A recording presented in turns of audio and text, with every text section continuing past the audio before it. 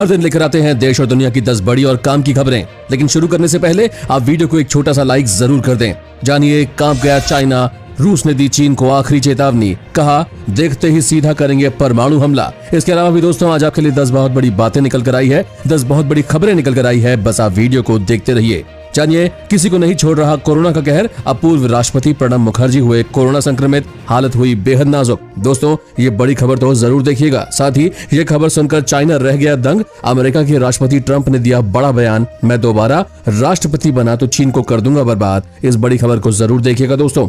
वहीं अगली बड़ी खबर की बात कर लें तो अयोध्या में मस्जिद का शिलान्यास करने के लिए जाएंगे योगी आदित्यनाथ, ट्रस्ट ने किया ऐलान। इस बड़ी खबर को भी जरूर देखें दोस्तों। वहीं कभी नहीं सुधर सकता नेपाल। अब नेपाल के पीएम ओली ने फिर दिया विवादित बयान, कहा नेपाली है भगवान राम, मेरे पास है सबूत। इस बड़ी खबर को जरूर देखिएगा दोस्तों। इसके अलावा सरकार का बड़ा फैसला, कॉलेज यूनिवर्सिटी की परीक्षा पर किया ऐलान। इस काम की खबर को भी जरूर देखिएगा। और वहीं अगली बड़ी खबर की बात कर लें तो अब गूगल ने की चीन पर सख्त कार्रवाई, एक साथ डिलीट किए 2500 से ज्यादा चीनी यूट्यूब चैनल। खबर को देखने के लिए वीडियो को देखते रहिए दोस्तों। इसके अलावा रोड पर आ गई सऊदी के शेख, कोई नहीं खरीद रहा सऊदी अरब का तेल, कंपनी को लगा तगड़ा झटका। इस खबर को भी जरूर देखें। और वही पीएम मोदी ने इस राज्य को दिया तोहफा, अब इस राज्य में चलेगा सबसे सस्ता और तेज इंटरनेट। दोस्तों इसके अलावा भी आज पूरे देश से बेहद बड़ी और महत्वपूर्ण खबरें निकल कर आ रही है। चलिए फटाफट से ले चलते हैं आपको आज की सबसे पहली बड़ी खबर की तरफ। लेकिन उससे पहले इस वीडियो को बनाने में मुझे बहुत मेहनत लगती है और इस मेहनत के लिए वीडियो को आप पूरा जरूर देखें और वीडियो को एक लाइक भी कर दें।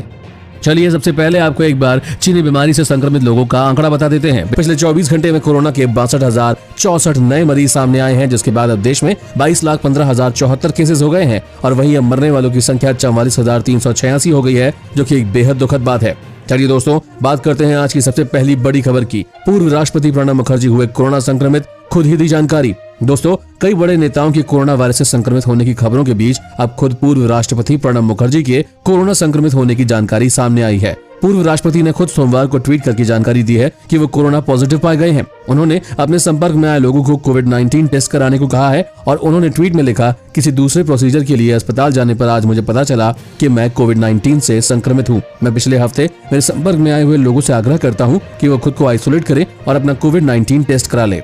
बता दें कि अब तक केंद्र सहित कई राज्यों के मुख्यमंत्री सहित भारतीय जनता पार्टी के कई नेता कोरोना से संक्रमित हो चुके हैं। केंद्र में गृह मंत्री अमित शाह के संक्रमित निकलने के बाद कई नेताओं ने खुद को सेल्फ आइसोलेट कर लिया था। वहीं केंद्रीय कृषि मंत्री राज्य मंत्री कैलाश चौधरी भी संक्रमित पाए गए थे। दोस्तों आप कोरोना से बचने के लिए क्या क्या उपाय कर रहे हैं, कमेंट में जरूर बताएं। और अब जानिए, रूस ने दी पूरी दुनिया को चेतावनी, कहा देखते ही सीधा कर देंगे परमाणु हमला। रूस ने अपने परमाणु नीति में किया बड़ा बदलाव। इसके बाद अब रूस ने घोषणा की है कि किसी देश ने उसके ऊपर बैलिस्टिक मिसाइल से हमला किया तो वो उसके जवाब में परमाणु बम से हमला करेगा। रूस का ये सारा सीधा तौर पर चीन की तरफ है, क्योंकि चीन ने हाल ही में अपनी बैलिस्टिक मिसाइल का परीक्षण किया था। वही हाल में चीन ने रूस की सीमा पर लगे एक शहर पर अपना दावा ठोक दिया था, जिसके बाद रूस ने चाइना को S-400 देने से इनकार कर दिया था। और अब रूस के इस बयान के बाद ये साफ हो गया है कि चीन और रूस के रिश्तों में दरार आ चुकी है। रूसी रक्षा मंत्रालय ने परमाणु हमला करने की शर्तों में हुए बदलाव की जानकारी दी। मंत्रालय की तरफ से कहा गया कि किसी भी देश द्वारा मिसाइल से किए गए हमले को परमाणु लेस मिसाइल के रूप में अटैक माना जाएगा। रूसी रक्षा मंत्रालय के अखबार रेड स्टार ने टॉप मिलिट्री साइंटिस्ट एलेक्जेंडर खारापिन और रूस के जनरल स्टाफ सदस्य एंड्री स्टिल्डन के हवाले से ये बात कही है। अखबार ने बताया कि रूसी मिसाइल की किसी हमले को डिटेक्ट करने वाली चेतावनी प्रणाली ये निर्धारण करने में सक्षम है कि दागी गई मिसाइल परमाणु हथियारों से लैस है या नहीं। ऐसे में सबसे खराब स्थिति के मुताबिक परमाणु हमला करने का फैसला हो सकता है। अमेरिका और रूस के बीच परमाणु हथियारों को कम करने का समझौता 5 फरवरी 2021 को खत्म हो जाएगा। अमेरिकी राष्ट्रपति डोनाल्ड ट्रंप ने इस समझौते को तारीख को आगे बढ़ाने से मना कर दिया है और उन्होंने कहा कि ये समझौता रूस के पक्ष में है। बता दें कि ये समझौता रणनीतिक परमाणु वॉरहेड्स की संख्या को सीमित करता है और दोनों देशों को एक दूसरे की निगरानी करने की इजाजत देता है। अगर ये समझौता खत्म हो जाता है तो फिर दोनों देशों के बीच फिर से हथियारों की होड़ शुरू हो सकती है, जो कि दुनिया के लिए खतरा है। तो दोस्तों क्या रूस को चाइना पर मारकर अपने नए परमाणु मिसाइलों का परीक्षण करना चाहिए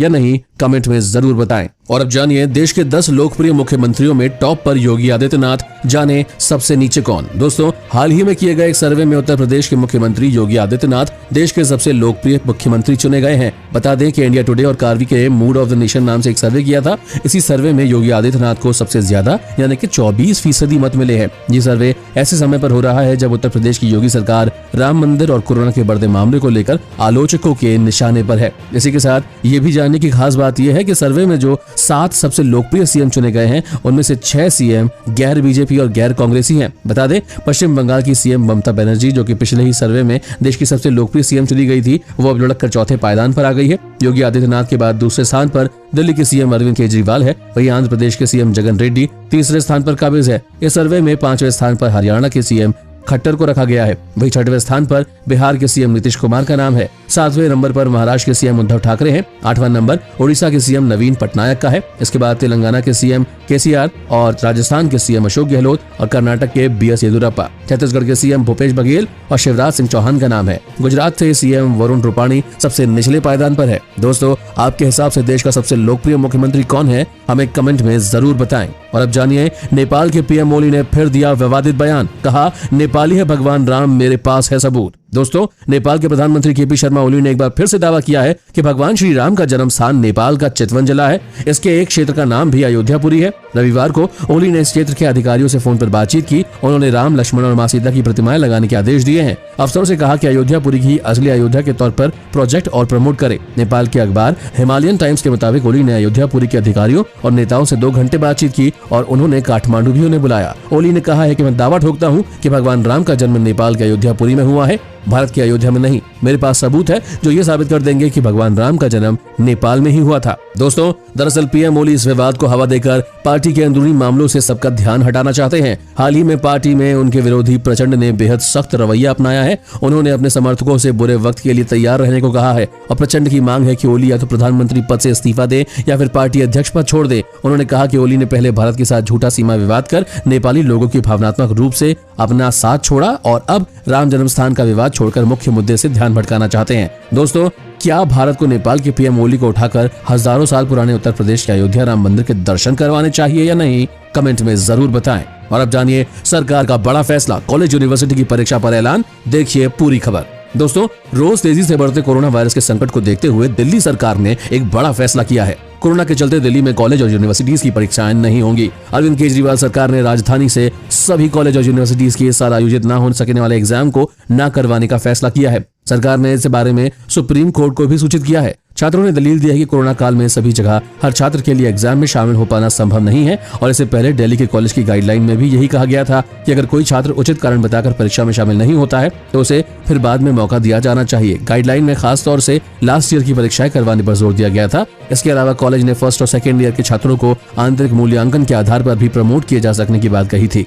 और अब जानिए, अयोध्या में मस्जिद का शिलान्यास करने के लिए योगी आदित्यनाथ को देंगे न्योता, ट्रस्ट ने किया ऐलान। दोस्तों, ट्रस्ट की तरफ से यह बयान योगी आदित्यनाथ के उस बयान के 3 दिन बाद आया है जिसमें योगी ने कहा था कि एक योगी और एक हिंदू के नाते वो वहां नहीं जाएंगे, लेकिन एक मुख्यमंत्री के नाते बुलाया गया तो जरूर जाऊंगा। अयोध्या में 5 एकड़ भूमि पर मस्जिद के निर्माण की देखरेख करने वाला ट्रस्ट भारतीय इस्लामिक कल्चरल फाउंडेशन ने शनिवार 8 अगस्त को कहा कि वे उत्तर प्रदेश के मुख्यमंत्री योगी आदित्यनाथ को मस्जिद के बगल में बनने वाली सार्वजनिक उपयोगिता सुविधा केंद्र की आधारशिला समारोह के लिए आमंत्रित करेंगे। यह सुविधा केंद्र अयोध्या के धनीपुर गांव के मस्जिद के साथ ही है। ट्रस्ट ने कहा कि इस्लाम के मुताबिक मस्जिद के निर्माण के लिए आधारशिला में योगी आदित्यनाथ को बुलाने का कोई सवाल ही नहीं उठता है, लेकिन मस्जिद के बगल में बनने वाली फैसिलिटी सेंटर की आधारशिला के लिए उन्हें जरूर बुलाएंगे। मस्जिद वाली जमीन पर मस्जिद के अलावा एक अस्पताल, एक लाइब्रेरी समेत 4 उपयोगी केंद्र बनाने का प्रस्ताव है। हालांकि सीएम योगी ने कहा था कि उन्हें मालूम है कि कोई भी शख्स उन्हें नहीं बुलाएगा। पिछले साल सुप्रीम कोर्ट ने अयोध्या भूमि विवाद पर फैसला देते हुए मस्जिद के लिए दूसरी जगह 5 एकड़ जमीन आवंटित करने का आदेश दिया था।